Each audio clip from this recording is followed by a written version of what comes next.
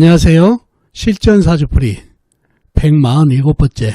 오늘은 무술년 장애를 가진 자식을 앞세우신 여자분 사주를 가지고 실전사주풀이를 해보겠습니다. 먼저 어떤 사인지 들어보시고 사주풀이를 해보도록 하겠습니다. 오늘 사연은 애청자분께서 보내주신 사연입니다. 선생님 안녕하세요. 선생님 동영상 강의로 공부를 하고 있는 애청자입니다. 항상 좋은 동영상 강의 감사드립니다. 선생님께서 어렵게 사신 분이나 사연이 깊으신 분 사연을 보내주시면 골라서 채택에 사주풀이를 해주신다기에 저도 안타까운 사연이 있어 사연을 보내봅니다.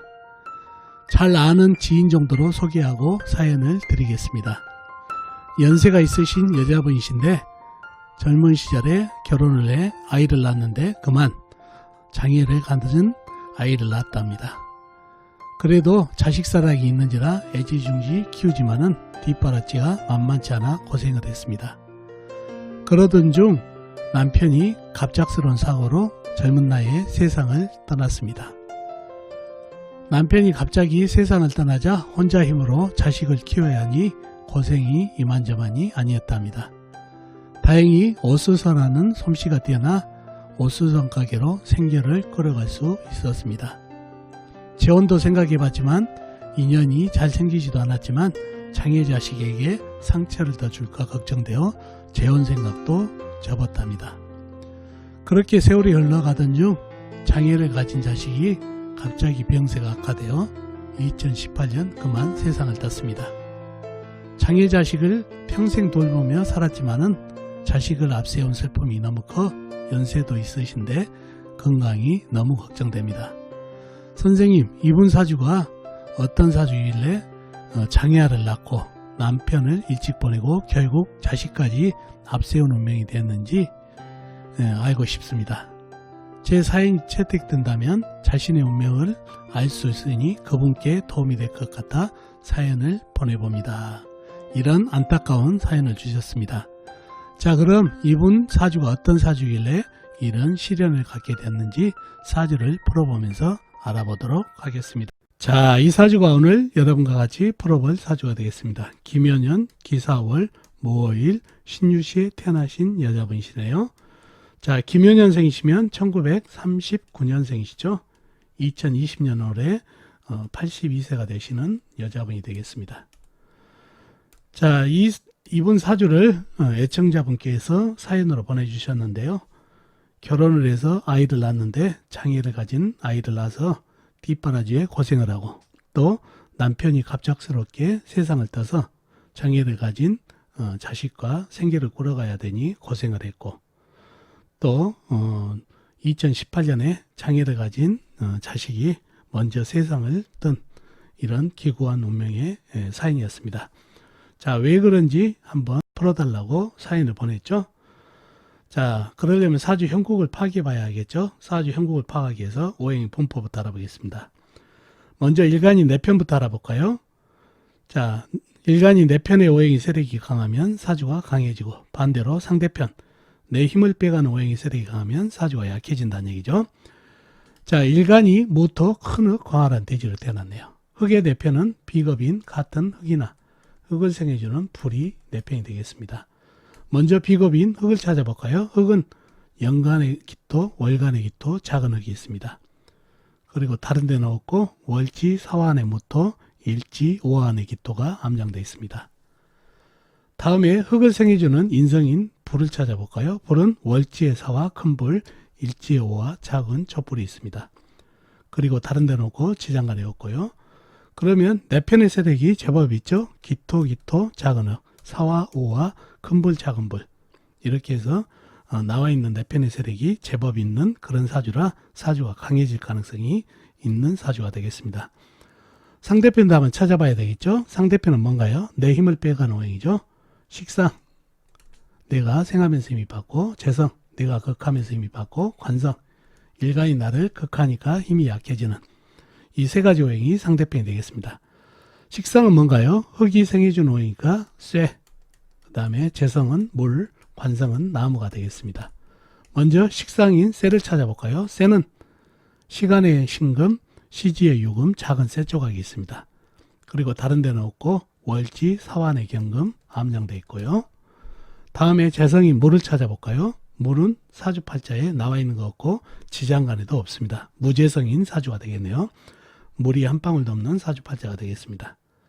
다음에 관성인 나무를 찾아볼까요? 나무는 연지의 묘목, 작은 나무가 있습니다. 그리고 다른 데는 없고 지장간에 없고요. 그러면은 상대편은 신금유금, 작은 쇠, 그 다음에 묘목, 작은 나무 뿐이네요.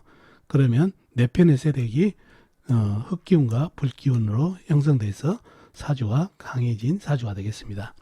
좀 더 깊이 들어가 보자고요. 자, 연지에 있는 묘목은 어떤가요? 나를 극하는 오행이죠. 흙을 극하는 오행인데 나를 극하고 있나요? 아니죠. 바로 옆에 있는 사화를 목생화 해버리네요. 그러니 목생화 화생토로 오히려 묘목은 내 편이 돼버렸네요. 그래서 상대편 하나가 넘어오니 사주가 더 강해지고, 그 다음에 신금유금이 내 힘을 빼가는 오행인데 어떤가요? 사주에 열기운이 제법 있죠. 사화, 오화, 불기운, 그리고 여름에 태어났고, 그 다음에 사주에 물이 한 방울도 없다니, 그러니 조열한 사주가 되다 보니까 열기운이 제법 있는 사주가 되니 쇠는 열의 쥐약이죠. 그러니 약해졌고, 또 무토가 큰 흙이라 이 작은 쇠가 설기를 해봐야 간에 기별도 안 간다는 얘기예요. 그래서 아주 사주가 신강해진 사주가 되겠습니다. 사환의 경금은 열기운에 거의 녹고 있는 그런 형국입니다. 그래서 힘이 되지 않은 그런 사주팔자가 됐습니다. 자, 그러면 용신은 뭔가요? 용신은 사환의 경금 큰 쇠로 잡아주면 좋을 건데 녹았다고 그랬죠. 그러니 안 되고 유금으로 잡아야 되는데 유금 안에 경금 큰 쇠로 잡아주면 더 낫겠지만 용신이 너무 힘이 없습니다. 열기운 그리고 무토 큰 흙에 의해서 매몰되기 일보 직전이라 용신이 힘이 없는 그런 사주팔자가 됐네요. 자, 우운기에서는 희신이라고 그러죠. 희신은 우운기에서 오는 거는 큰 쇠가 오면 좋겠습니다. 경금이나 신금이 오면은 토생금으로 시원하게 설을 해주니까 좋은 운이 되겠습니다. 지금 사주 자체에서는 작은 쇠라 시원하게 설을 못 해줘서 사주가 답답하게 느껴지는 사주인데 운에서 신금, 경금, 큰 쇠가 와서 설을 해주면 좋겠네요. 운에서 흙이나 불이 오게 되면 일간을 더 키워줘서 좋지가 않고, 그 다음에 나무가 오면 어떤가요? 사화를 생해버리니까 사화는 다시 흙을 생하는 관인상생으로 오히려 좋지가 않습니다. 불을 키워주기 때문에 그런 운이 됐고, 물이 오면 어떤가요? 물이 오면은 사주를 식혀주니까 좀 좋을 것 같지만 이 사주에 강한 불과 불을 끌라고 하니까 전쟁이 붙은다는 얘기죠. 시끄러운 운이 됩니다. 나쁜 운은 아니지만은 그렇게 썩 좋은 운이라고 볼 수가 없겠네요. 그래서 큰 쇠가 왔을 때가 가장 좋은 희신이 되겠습니다. 자, 그런 사주팔자가 됐네요. 자, 그러면은 이분 사주가 그렇게 됐고 자식운을 한번 보자고요. 먼저 장애아를 낳은 이유를 한번 살펴봐야 되겠죠. 자, 그러면 자식의 오행을 한번 살펴봐야 되겠죠. 뭔가요? 여자분에게는 식상이 자식이죠. 식상이 뭔가요? 흙으로 태어나신 분한테는 쇠가 자식이죠. 식상이니까 어디 있나요? 시간의 신금 작은 쇠, 시지의 유금 작은 쇠, 그 다음에 사환의 경금 큰 쇠가 있네요. 자, 이렇게 식상이 위치했는데 식상이 어떻게 상태가 되어 있는지를 봐야 자식운을 알 수가 있다는 얘기죠. 보기에는 뿌리까지 있어가지고 건재하게 보이죠. 그러나 상태를 한번 보도록 하겠습니다. 자, 4월달 여름에 태어났고 사화, 오화, 큰 불, 작은 불이 있습니다. 그러니 상당히 사주가 조열하죠. 사주에 물이라도 있으면 저울어서 좀 식혀주면 좋을 텐데 상당히 사주가 조열해졌습니다. 쇠라는 거는 열에 상당히 취약합니다. 열에.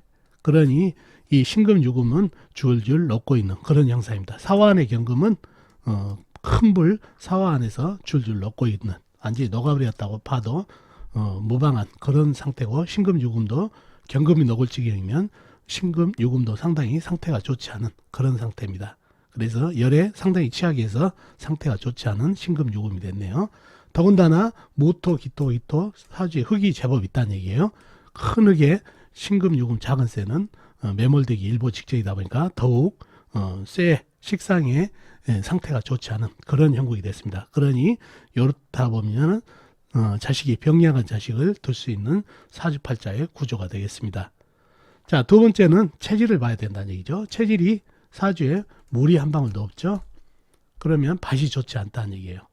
흙이라는 것은 적당한 햇빛과 적당한 물이 공급돼야 박테리아가 있어가지고 거기다 나무를 심으면은 아주 잘 자랄 수 있는 구조의 흙이 되는데 물이 한 방울도 없다 보니까 쩍쩍 갈라진 흙이 되다 보니까 밭이 좋지가 않죠.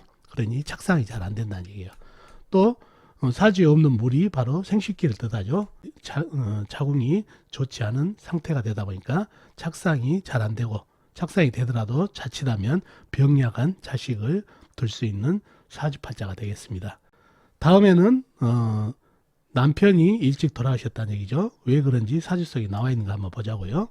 바로 묘목이 관이죠.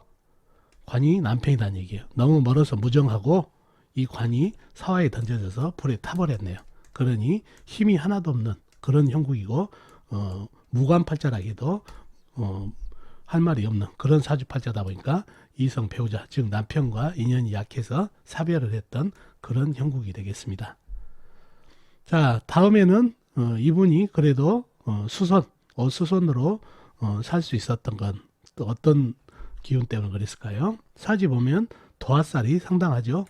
묘목, 오화, 유금 이게 다 도화성이죠. 신금도 그러면 도화로 봐줘야 된다는 얘기죠. 이 도화성이 상당히 발달돼서 도화는 내기 쪽이죠. 손재주가 있다는 얘기죠. 그래서 수손 쪽으로 좀 먹고 살 수 있었던 부분이 이 부분입니다. 사화 편인의 예기 쪽 기능도 한몫을 하고요. 자, 이렇게 해서 본인 생계에도 수선집이 될 수 있던 원인도 있었고, 자, 무술년에는 왜 자식을 앞세울 수밖에 없었을까요? 바로 무술년은 큰 흙 광활한 대지가 이 작은 쇠를 묻어버린다는 얘기예요. 사주 자체에서도 지금 토다금매가 되어 있는데 무술이라는 큰 흙, 2018년이 무술년이죠. 큰 흙이 오면서 이 쇠를 메모시켜 버리니까 쇠가 완전히 땅에 묻혀버리는 형국이다 보니까 자식이 떠나버리는 그런 형국의 운이 되겠습니다. 자, 이러한 이유 때문에 자식운, 그 다음에 남편운이 안 좋았던 사주팔자가 되겠습니다. 자, 오늘은 가슴 아픈 사연을 가진 여자분 사주를 풀어봤는데요. 본인께서 자신의 운명을 좀 알면은 그나마 좀 도움이 될 것 같다고 그래서 풀어드렸습니다. 도움이 되셨으면 좋겠고요. 다음 시간에 또 뵙도록 하겠습니다. 안녕히 계세요.